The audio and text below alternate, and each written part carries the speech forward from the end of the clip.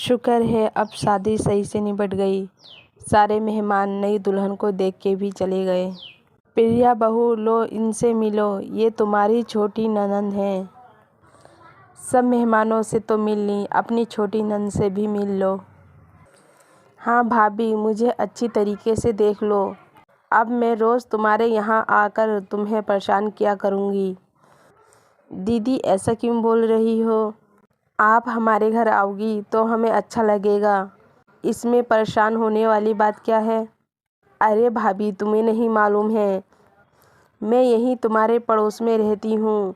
2 घर छोड़ के तीसरा घर मेरा ही है। हाँ बहू, कविता सही बोल रही है। कविता का तो एक पैर ससुराल में रहता है और एक पैर मैके में रहता है। जब भी इसका मन करता है ये घर आ जाती है और कभी कभी तो पूरी बारात को ले आती है अपने साथ। हाँ भाभी, माँ जी सही बोल रही हैं। तुम्हारे नंदोई निखिल जो हैं वो 3 भाई हैं। जब भी उन लोगों का मन होता है वो यहीं आ जाते हैं। उनको कभी लगता नहीं उनके छोटे भाई की ससुराल है। निखिल के तीनों भाई का एक बड़ा कारोबार है। तीनों भाई साझे में वही काम करते हैं। अभी तक मुझे वहाँ ये नहीं लगता कि मैं अजनबी के घर हूँ। मुझे सब लोग अपने ही लगते हैं और हम देवरानी जिठानी में बहुत ज़्यादा प्यार और मेल मोहब्बत है। हाँ फिर तो दीदी बहुत अच्छी बात है, बहुत मन लगता होगा तुम्हारा। कविता प्रिया को सारी बातें बता देती है। कविता की बात सुनकर प्रिया को कुछ अजीब नहीं लगता। अभी तो प्रिया बहुत ज़्यादा खुश थी कि उसकी ननंद भी घर के पास में रहती हैं, उसे कोई परेशानी नहीं होगी। अगले दिन प्रिया किचन में खाना बनाती है, तभी कविता और निखिल आ जाते हैं। कविता अपनी भाभी से बोलती है, अरे भाभी, तुम खाना बना रही हो? हम तो सही टाइम पे आ गए, हम भी आज यहीं खाना खाएंगे। हाँ दीदी, तुमने बहुत अच्छा किया, अब मैं खाना लगाने ही वाली थी। चलो आप सब भी बैठ जाओ, सब जने साथ में खाना खाएंगे। अरे वाह भाभी, तुम्हारे हाथ का हलवा तो कितना टेस्टी और लाजवाब है। भाभी, मेरा हलवा खाने तो और ज़्यादा मन कर रहा है। निखिल की ये बात सुनकर प्रिया मन में सोचती है, मेरे हाथ का हलवा इतना अच्छा लगा है, मेरे लिए भी कुछ नहीं छोड़ा। क्या यार, मुझे अब फिर खाना बनाना पड़ेगा। इन लोगों ने तो मुझसे एक बार भी नहीं कहा कि साथ में मैं भी खाना खा लूं। और मुझे कितनी भूख लग रही है, खाने का टाइम भी ज़्यादा हो गया है, पर इन लोगों को तो खुद को खाना चाहिए। अब जब भी भाभी के हाथ का खाने खाने को मन क्या करेगा, मैं भाभी के यहाँ खाना खाने आ जाया करूँगा। हाँ सही बोल रहे हो, ये अपना ही घर समझो, जब भी मन क्या करे आ जाया करना। निखिल और कविता दोनों चले जाते हैं। थोड़ी देर बाद प्रिया देखती है कविता के साथ में एक आदमी और था। प्रिया उनको देखकर चौंक जाती है। कविता प्रिया से बोलती है, भाभी, ये मेरे बड़े जेठ हैं, अभी हम घर को जा ही रहे थे। निखिल ने आपके खाने की बहुत ज़्यादा तारीफ़ करी, तो ये बोले मैं भी भाभी के हाथ का खाना खा के आऊँगा। फिर मैं आपके हाथ का खाना खिलाने यहाँ ले आई। जी दीदी, आप बैठो, मैं अभी हलवा बना के लाती हूँ। प्रिया किचन में जाती है, हलवा बनाती है। खाना बनाते बनाते बहुत मन में गुस्सा करती है, क्योंकि प्रिया को बहुत ज़्यादा भूख लग रही थी। प्रिया ने सुबह से कुछ नहीं खाया था। जब भी प्रिया खाना बनाती, कविता के साथ में कोई ना कोई आ जाता था। अरे वाह भाभी, तुमने तो वाकई में ऐसी हलवा बनाया है जैसे निखिल हलवे की तारीफ़ कर रहा है। हलवा तो बहुत ही अच्छा लग रहा है। बाकी में कविता, तुम्हारी भाभी बहुत ही अच्छी हैं, वरना इस माहौल में तो लोगों को 2 रोटी भी भारी पड़ती हैं। और देखो, तुम्हारी भाभी ने तो पूरे ख़ानदान को खाना खिलाया है। अब कविता का रोज़ का यही हो गया था। कभी कविता अकेली आ जाती थी तो कभी पूरी बारात के साथ आ जाती थी। प्रिया को उन सब लोगों के लिए खाना बनाना पड़ता था। प्रिया सब लोगों के लिए खाना बनाकर थक जाती थी और प्रिया के लिए बाद में भी खाना नहीं बच पाता था। एक दिन अचानक में प्रिया के घर में आग लग जाती है। प्रिया की सास सरला बोलती है, बहू देखो, घर में आग लग गई है, जल्दी से बाहर निकलो। प्रिया और सरला घर से बाहर आ जाती हैं। उन लोगों का घर पूरा जल जाता है। माँ जी, अपना घर तो पूरा जल गया है, अब हम लोग कहाँ जाएंगे और कहाँ रहेंगे। प्रिया की ये बात सुनकर कविता बोलती है, अरे भाभी, तुम टेंशन क्यों ले रही हो, मेरा घर तो है ना, और मैं तुम्हें अपना कमरा दूंगी, वहाँ रहना। जब तक तुम्हारा घर तैयार नहीं हो जाता मेरे घर आराम से रहना। कविता प्रिया और अपनी माँ को अपना कमरा दे देती है। सरला का और प्रिया का बहुत ज़्यादा ख्याल रखती है। ऐसे ही कुछ दिन बीत जाते हैं। प्रिया का घर बनकर तैयार हो जाता है। प्रिया, सरला और कविता अपने घर पहुंच जाती हैं। अरे वाह, ये अपना घर तो पहले से भी ज़्यादा अच्छा हो गया है। तभी कविता के बड़े जेठ बोलते हैं, ये पूरा घर तैयार हमने किया है। शुक्रिया भैया, तुम्हारा ये एहसान कैसे भूलेंगे। और जितना भी घर तैयार होने में पैसा लगा है वो सारा हिसाब किताब दे देना, हमें तुम्हारे पैसे भी तो लौटाने हैं। अरे भाभी, तुम कैसी बातें कर रही हो, तुम गैर थोड़ी नहीं हो, हमारी भी तो भाभी हो, और हमारा फ़र्ज़ बनता है मेरे छोटे भैये के ससुराल के परेशान हों और हम उनकी मदद ना करें। जब भी हम तुम्हारे घर जाते हैं तुम हमारी खातिर तवज्जो भी तो इतनी करती हो, कभी ये एहसास नहीं होता तुम हमारी भाभी नहीं हो, सगी भाभीयों की तरह हमारा ख्याल रखती हो। अगर तुम्हें हमें कुछ देना भी है तो अपने हाथों का हलवा बना के खिला देना, पूरा हिसाब किताब बराबर हो जाएगा। ये बात सुनकर सब लोग बहुत खुश होते हैं। अब प्रिया समझ जाती है रिश्ते पैसों से नहीं दिल से बनते हैं। ज़रूरी नहीं अपने ही खून के रिश्ते होते हैं, पराई भी अपने बन जाते हैं। कविता के ससुराल से जो भी आता था प्रिया अब उनको खुशी खुशी खाना खिलाती थी। राजू की शादी को अभी कुछ ही दिन हुए थे। राजू एक सरकारी जॉब करता था। अचानक में राजू को उस नौकरी से निकाल देते हैं। राजू घर आता है और अपनी माँ से बोलता है, माँ, आज मेरी नौकरी भी चली गई। अभी हमारी शादी को कुछ ही दिन हुए हैं, शादी का कर्जा भी है। मैंने अपने दोस्त विनोद से बात करी है। विनोद एक जगह नौकरी बता रहा था, पता नहीं वो मुझे नौकरी देंगे या नहीं। विनोद बता रहा था एक शॉपिंग मॉल है, उसमें सब सामान का ध्यान रखना है, पर माँ उसमें पैसे बहुत कम मिलेंगे, 7,000 रुपये महीना मिलेंगे। अपने घर का खर्चा कैसे चलेगा। और मैं अभी दिव्या को भी नहीं बता सकता, न जाने दिव्या हमारे बारे में क्या सोचेगी। उसे तो यही लगेगा कि हम बहाने मिला रहे हैं। हाँ राजू बेटा, बात तो सही बोल रहा है। अभी दिव्या बहू को मत बताना।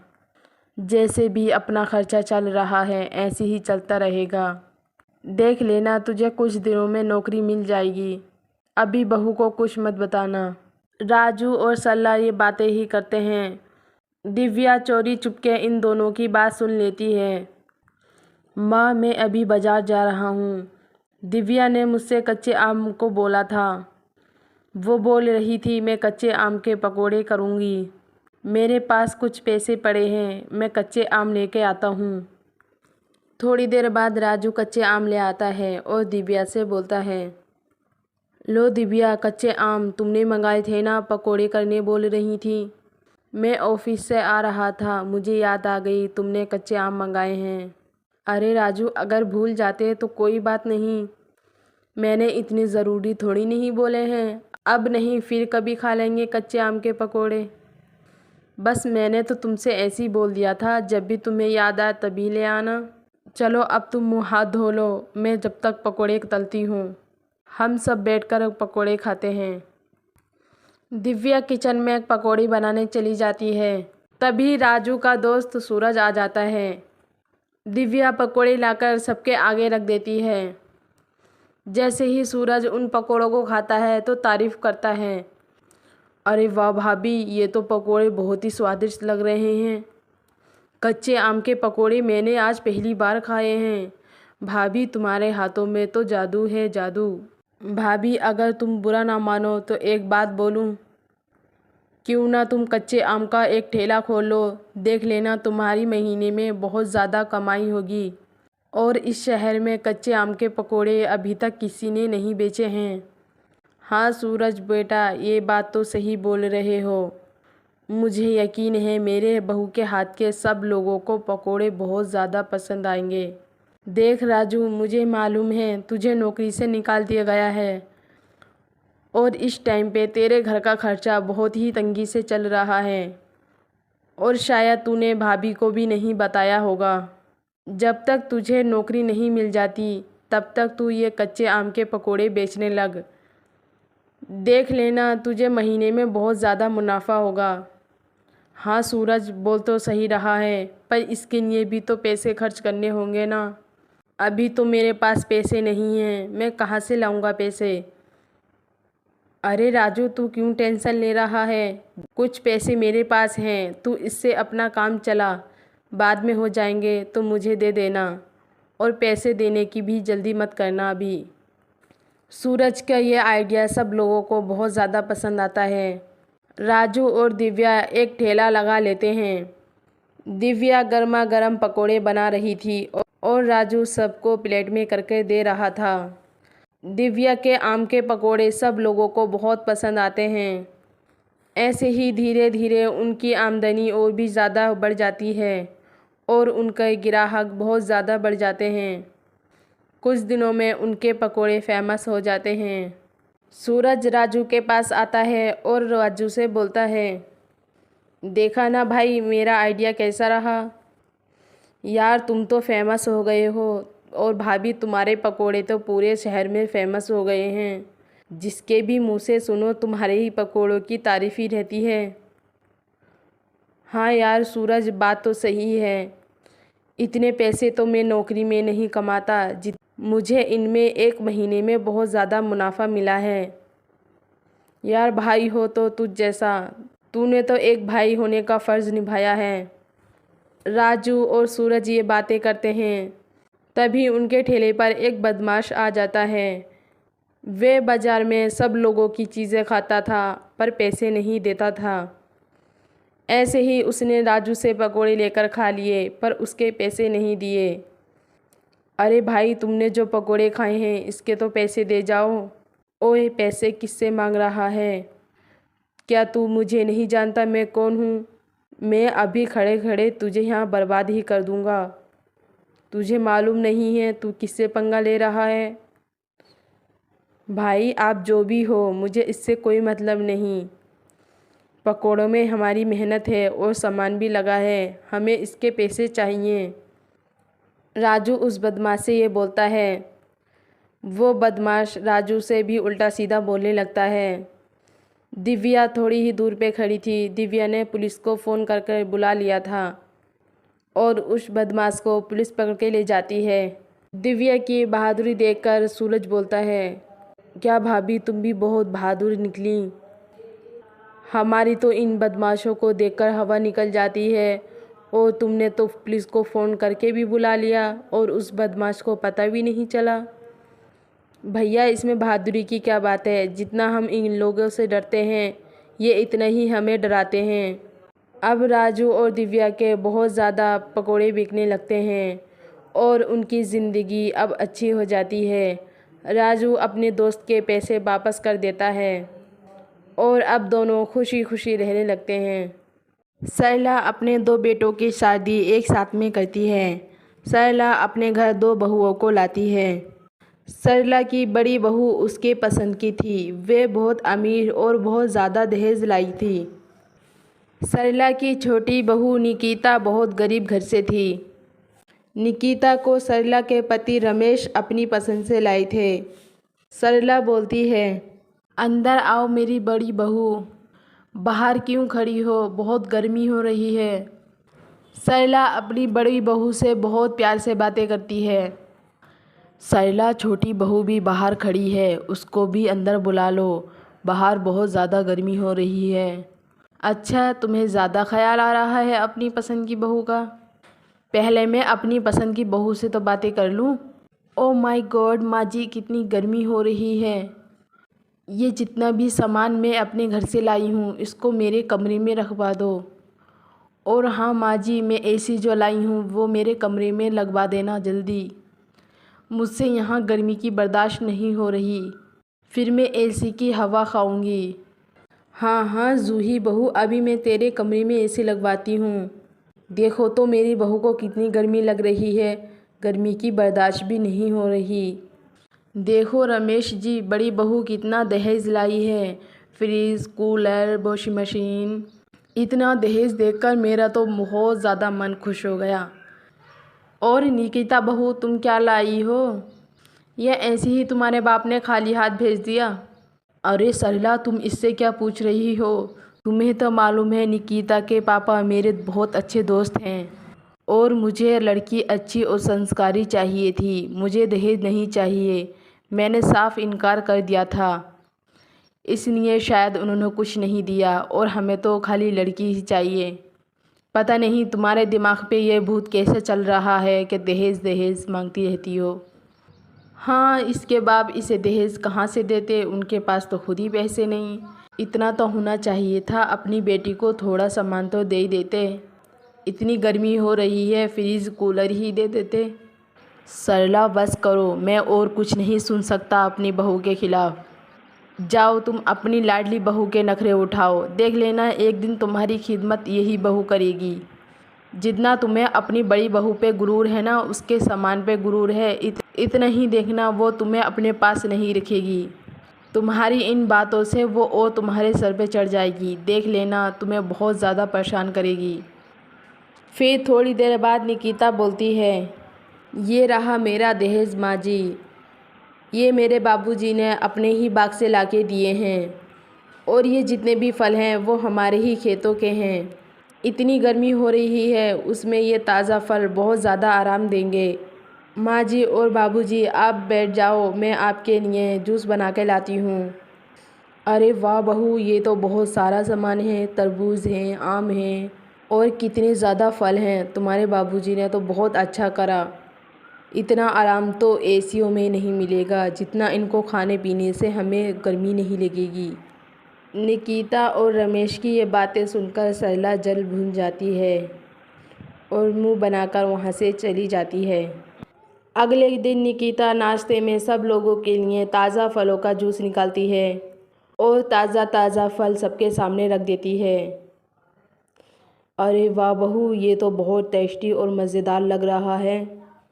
रमेश की ये बात सुनकर सरला बोलती है, तुम्हारी पसंद की बहू क्या आ गई, तुम तो छोटी छोटी बातों पे उसकी तारीफ़ करने लगते हो।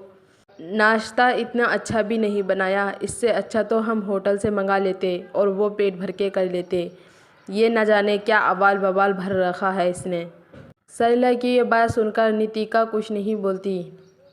निकिता और ज़्यादा खुश हो जाती है, क्योंकि वो समझ जाती है उसका नाश्ता सब लोगों को बहुत पसंद आया है। निकिता का बना हुआ नाश्ता सब खत्म हो जाता है, यहाँ तक कि निकिता को भी नहीं मिल पाता। कोई बात नहीं माँ जी और जेठानी जी, तुम तारीफ़ भला ना करो मेरी, मैं इसकी वजह से खुश हूँ। मेरा नाश्ता सब लोगों को पसंद आया है, और मैंने जितना भी नाश्ता बनाया था वो सारा ख़त्म हो गया है। अगर पसंद ना होता तो मेरा नाश्ता बना हुआ ख़त्म ना होता। निकिता जितना भी खाना और नाश्ता बनाती थी सब लोगों को बहुत पसंद आता था, पर सरला और जूही उसकी तारीफ़ नहीं करती थी, बल्कि उसके खाने में कमियां निकालती थीं। कभी कभी तो निकिता उन दोनों को चोरी चुपके खाना खाते हुए देख लेती थी, पर निकिता उनको टोकती नहीं थी, और ऐसा देखकर वो बहुत खुश हो जाती है, और वो यही सोचती है एक दिन मैं इन सब लोगों का दिल जीत ही लूँगी। ऐसे ही कुछ दिनों बाद सरला की बहुत ज़्यादा तबीयत खराब हो जाती है। सरला की देखभाल निकिता करती है। सरला की बड़ी बहू जूही उसके पास भी नहीं आती थी। जूही पूरा पूरा दिन अपने ही कमरे में रहती थी और एसी के नीचे सोती रहती थी। फिर सरला को अपनी गलती पे एहसास हो जाता है। सरला की जितनी भी खिदमत करती थी वो निकिता ही करती थी। बहू मुझे माफ़ कर दे, मैंने तुझे कितना गलत समझा, और रमेश ने बहुत अच्छा करा जो तुझे अपनी घर की बहू बना लिया। अगर मैं अपनी दोनों बहुएं अपने पसंद की लाती तो ये सारी खिदमत मेरा कौन करता। रमेश जी सही कहते हैं, हर जगह पैसा नहीं चलता। मैं जूही बहू से कुछ बोलती हूँ, वो मुझे उल्टा ही जवाब देती है। और हाँ बहू, तू खाना बहुत अच्छा बनाती है। मुझे तुझसे नफ़रत थी, इसलिए मैं तेरी तारीफ़ नहीं कर सकी। जूही, और मुझको बहुत अच्छा लगता तेरा खाना। हम दोनों सास बहुएं किचन में जाकर वो रखा हुआ खाना खा लेते थे और घर में किसी को नहीं पता चलता था। अरे माँ जी, कोई बात नहीं, मैंने तुम्हें भी खाना खाते हुए देखा है, पर मैंने तुमसे इस बारे में कभी बात नहीं करी। अगर तुम्हें इतना ही खाना अच्छा लगता है तो आज से खाना मैं ही बना के खिलाऊंगी और जो तुम्हें पसंद हो वही बना के दूंगी। इतने में जूही आ जाती है और जूही बोलती है, हाँ मेरी छोटी देवरानी, तुम्हारे हाथ का खाना बहुत ही लाजवाब होता है और हम लोगों को बहुत अच्छा लगता है। अब तो मुझे तुम्हारी आदत बन गई है। जब तक मैं तुम्हारे हाथ का खाना नहीं खाती और तुम्हें कुछ उल्टी सीधी नहीं सुनाती, तब तक मेरा पूरा दिन बेकार ही जाता है। और मुझे माफ़ भी कर देना, मैंने तुम्हारे साथ बहुत बुरा बर्ताव किया है। और नितिका, ये मैंने माँ जी के साथ जानबूझ के किया था। अगर मैं माँ जी का ख्याल रखती और माँ जी की हर बात मानती तो शायद माँ जी को तुम्हारी कदर और अहमियत ना होती। मैं नहीं चाहती, हम दोनों एक ही घर में रहते हैं और माँ जी हम दोनों के बीच में इतना फ़र्क करती हैं। अब माँ जी फ़र्क नहीं करेंगी, हम दोनों बहुएं एक ही बराबर हैं। जूही की ये बात सुनकर नितिका बहुत खुश हो जाती है। जूही नितिका दोनों साथ में अब काम करने लगती हैं। सरला अपनी दोनों बहुओं को बराबर प्यार देने लगती है और खुशी खुशी रहने लगते हैं।